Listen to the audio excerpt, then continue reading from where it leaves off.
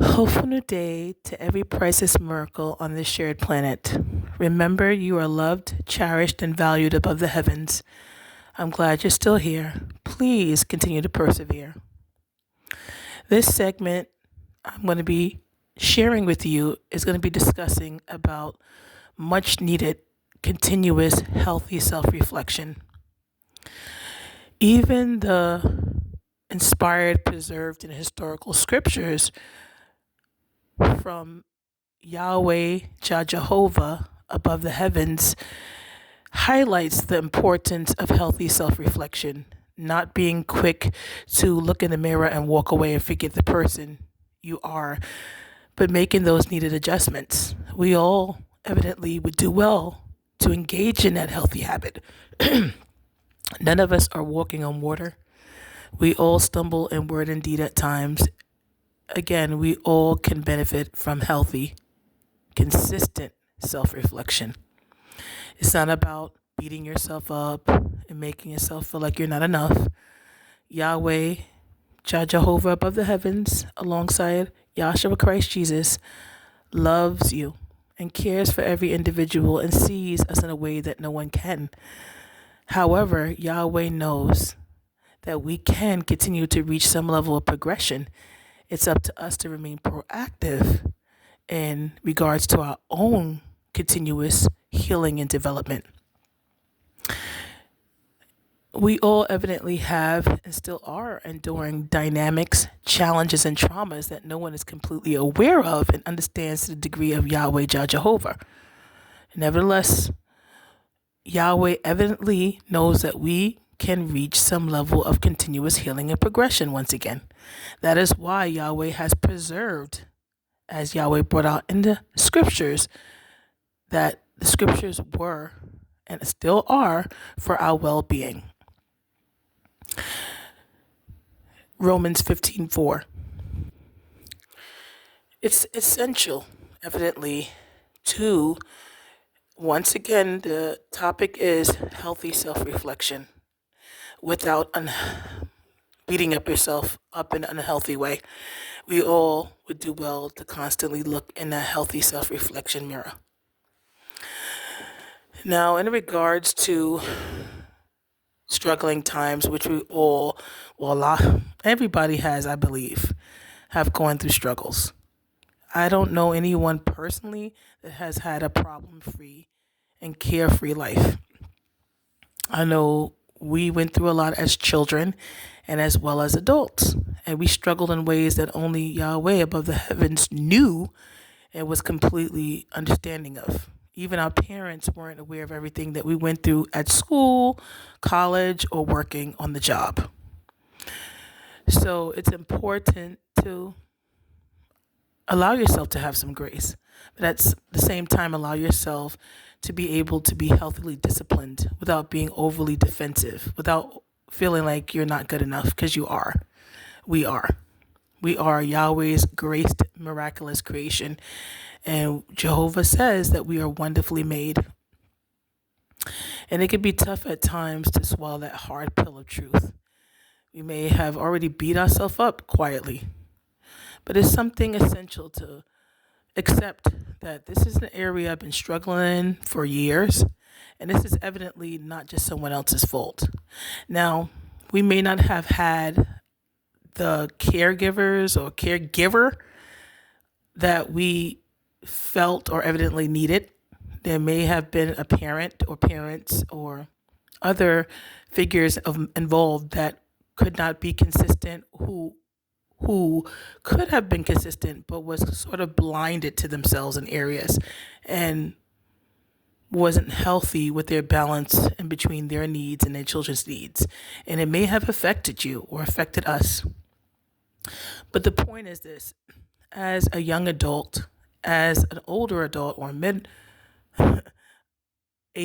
adult, it's our responsibility to continuously embrace healthy accountability and be willing to be worked on by Yahweh above the heavens. That is why I myself attend scriptural-based discourses where I'm able to meditate on the much needed admonishment inspired by Yahweh above the heavens that I find to be very practical and very useful and have helped me in various ways.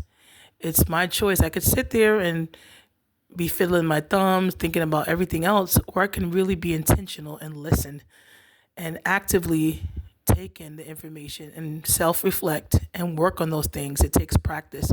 You're not just born a certain way all the time. Most likely we all were in some ways in practice in regards to developing certain skills.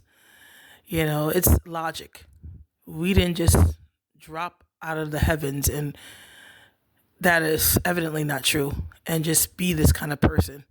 Over time, we were willing to evidently learn from others and evidently learn from something that we watched perhaps on YouTube that proved to be very constructive, something that we read in a very constructive book or an interaction with other peers. Or even a parent could have exhibited certain qualities that we could have learned from, and maybe some that we learned from in a way that we wouldn't do. And we take a little mix of both. Oh, I would do this. I could see it evidently was healthy, or I wouldn't evidently do that. I could see it was really not that healthy for me or the parent at the time. So, you're learning from the pros and cons and evidence of the habitual behaviors and trying to see what logically was more sensible for yourself. And we can point to someone like Eve pointed to Adam, and Adam pointed to Eve, and continue to point to others as to why and why not.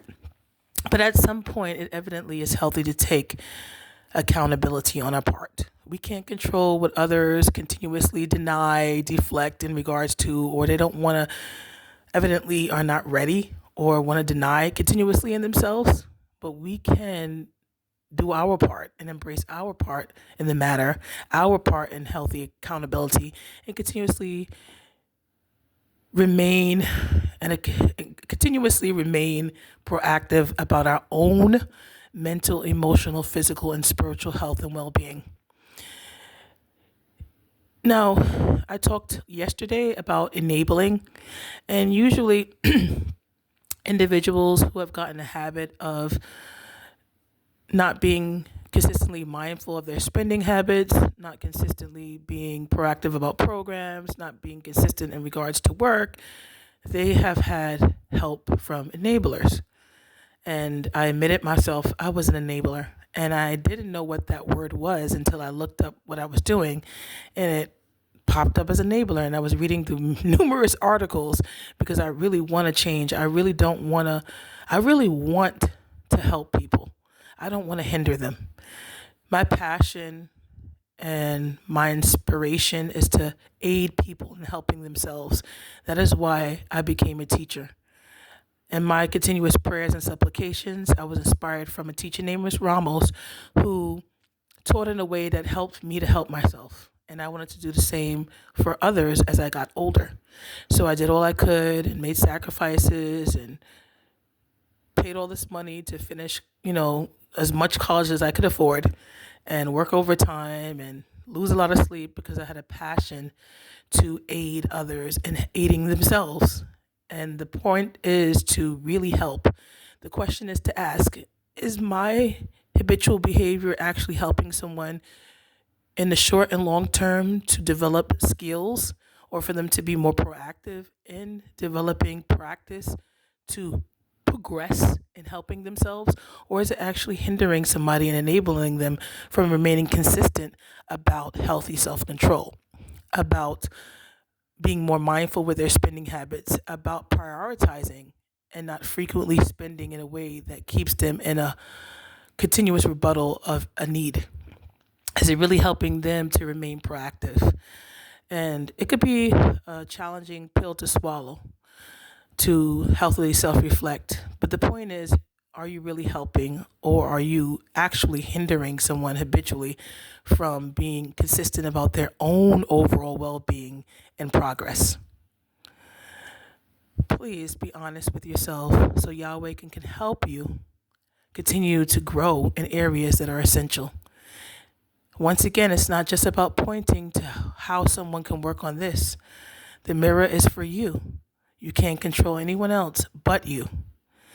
And it's important to say no at times. It's important for people to learn at times, just like you struggled and you walked to work with your shoes falling apart and you worked overtime to finish your educational programs that you needed to be able to do what you felt Yahweh called you to do. Just like many days you had very little to eat until you were able to, for years, had to go through that rhythm until you were able to get more. And that's like you sacrificed and you went without a lot of times and struggled and went through a lot of disappointments and failures. They have to learn that too. They have to learn that too if they want to shift to something else. And I'm still not where I aspired to be. So especially as a female who gets my cycle every month, who gets my cycle in a way that makes me feel physically ill, who deals with respiratory health challenges, who got COVID back to back, and respiratory health is on sort of like it's been really tried. It's not where it should be, and I get asthmatic I get asthmatic attacks just from talking passionately, from dancing, from overexerting myself, and I still have to work in those conditions. I cannot look to somebody to pay my rent for me, my utilities for me, to care for my basic needs for me. And this has been for years. And I'm in my 40s, and I started working when I was 13 years old, packing bags, helping to clean people's house so I can help out. And I was paying rent, so, since I was I would say technically since I got the job, I was helping out, but really being able to make sufficient funds to help with the rent would be in my teens, somewhere in my teens. So anyways, the point is this. We all have a backstory, and people can say, oh, that was back in the day, it was easier. So they can say, right? We are living in the same era now, and what can you say? Because we're living in the same era now. And just like you struggle, I struggle. And if I can do it, you can do it. I'm no better than you. I had to learn, and you have to learn as well. And then also, the inspired, preserved, and historical scripture said there is nothing new under the sun, and Yahweh is evidently more intelligent than all of us. So we can still learn from the past. We can still learn from individuals in history. And it still could be applicable to the present. So we can keep pointing as to why and why not, but at some point, it's important to take continuous healthy accountability and see where we need to make adjustments so we can experience consistent and healthy changes. It's not likely someone else's fault all the time. Some of that is us, and it's okay to embrace that healthy accountability and work on yourself. Work on those areas and learn to practice, again, that healthy self-reflection, that healthy self-control in regards to your body, in regards to your spending habits, in regards to your tongue.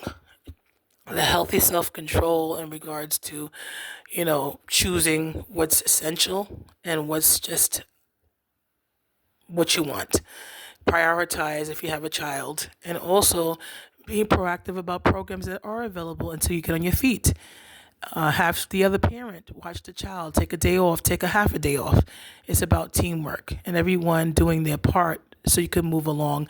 And if you're frequently asking for help, then you have to, and you say you work, then I know, and continue with wholehearted prayers and supplications that any of us would do well to healthy self-reflect as to why, especially if you're not paying for any type of rent, you're not contributing to any type of rent or utilities, you're basically in a space where you don't have to pay any rent, any utilities, and you're basically in a financial advantage where you can get into a program, maybe do one class at a time.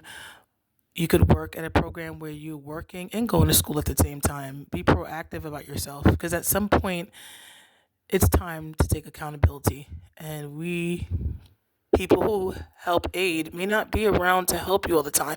We might not be in a financial situation to help you understandably helping other people and helping ourselves. You're not the only one. So it's time to make more mindful and more wise choices and work on that inner. It's not always someone's fault, likely.